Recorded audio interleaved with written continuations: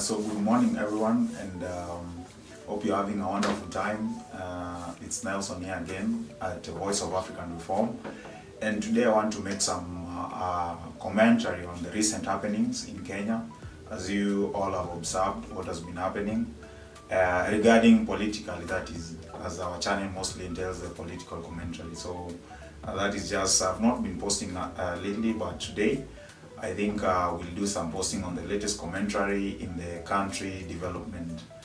Yeah, so there's been this talk around the Singaporean dream, and also you've been seeing also the recent happenings that have been going on.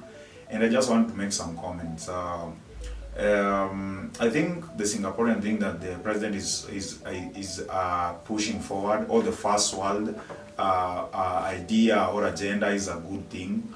We don't want to remain in the state of or where we are as a country, where we're having these problems, miniature problems. Yeah, that's what I can take them to be. They might be small, but they are really critical problems that we need to resolve as a country.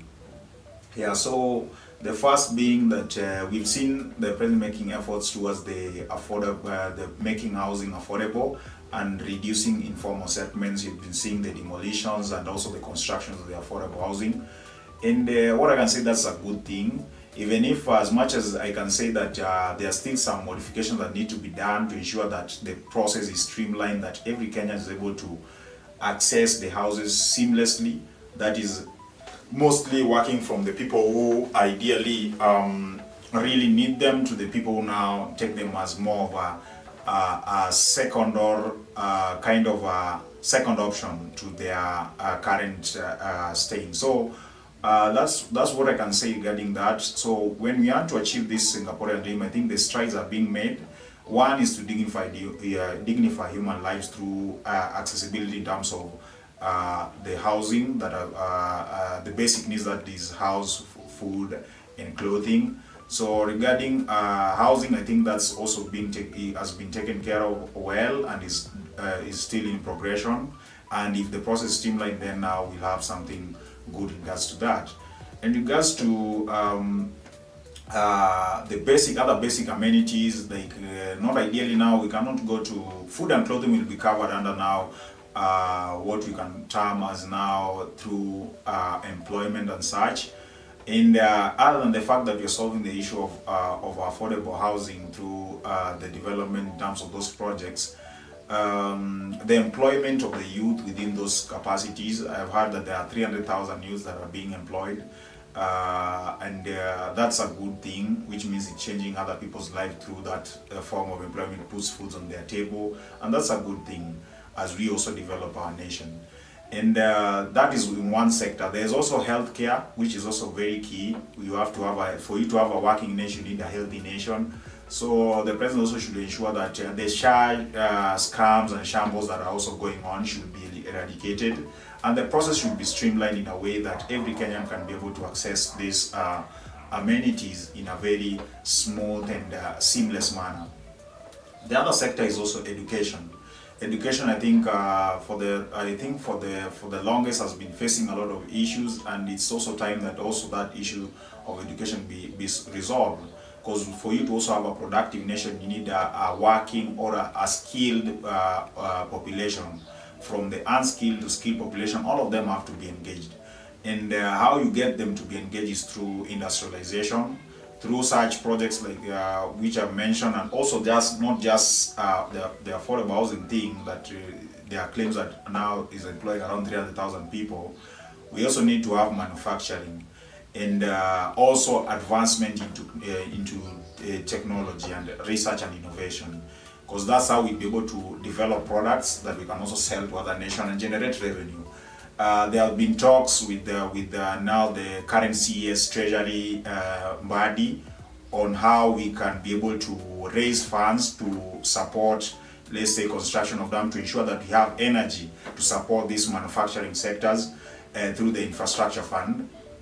That is also aimed to develop dams, develop roads, and also set up these power plants that can also be able to develop even irrigation schemes for food security within our country.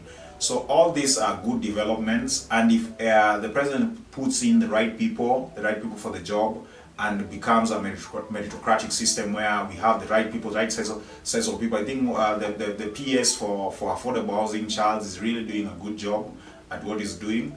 For Duale, I think I have doubts there because he has been having a lot of issues within his sector. The other S sectors like energy, mining, and all that, I haven't seen much development, but we need to have a lot of development within such sectors. And the infrastructure fund that is being developed was also a key debate. I've seen a lot of critique, left, right, and center, talk about, are we really selling our golden goose? Are we really selling? Are we underselling and all that? But from the recent development, I think what I've seen is that I think we are fairly selling it at a good amount. And if we're looking at the foregone alternative, the alternative that we are going to get out of this sale is development in our nation.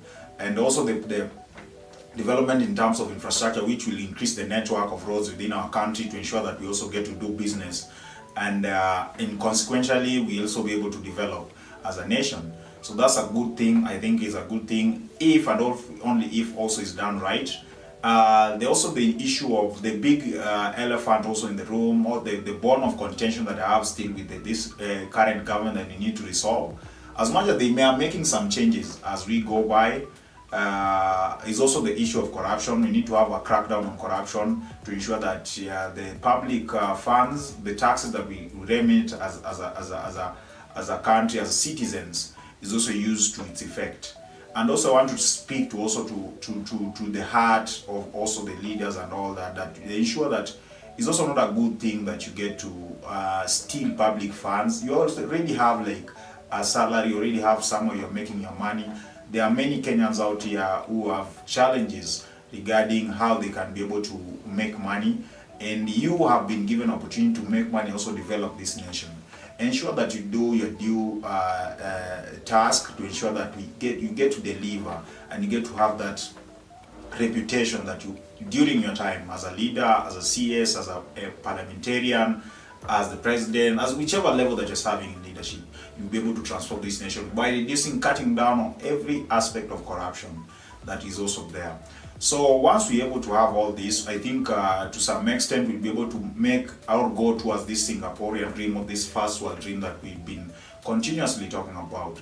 And also the other sector that is also, I think there's also development regarding now agriculture.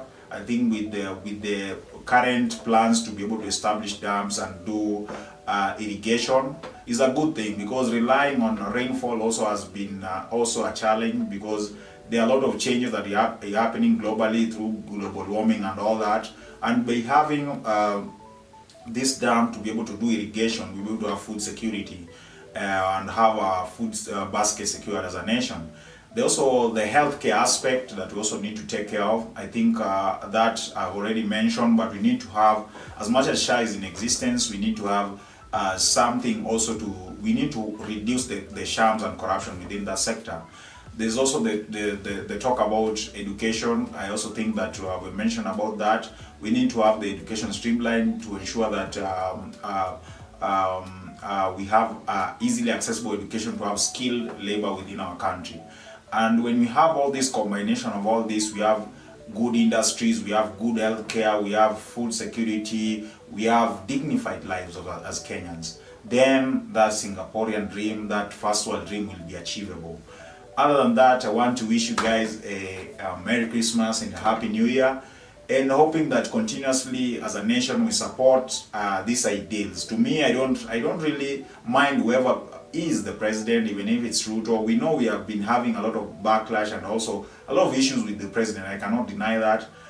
There are places where he went wrong, and I think he's making steps to make sure that he's moving towards the right direction. He has listened to the queries of the Gen Zs, and is making modification going towards the right idea or agenda. So we have to have all that mindset. Also, one thing that I also didn't mention is also the aspect around technology. For us to advance as a nation, we also need to do a lot of research around technology, but that can be supported where I mentioned about education. So with education and research and innovation, we're able to get to develop a good skill set to be able to provide good quality products that we can export and sell to other nations. So that's what I can say today. as Voice of African Reform, I think we are solid. And looking forward to new things next year. To the leaders and Mr. President, kudos, but they still need a lot of work to be done to be able to achieve all this agenda and have a satisfactory country where we have functional systems within our country. So kudos to you guys. Merry Christmas and a Happy New Year. So see you next year. So,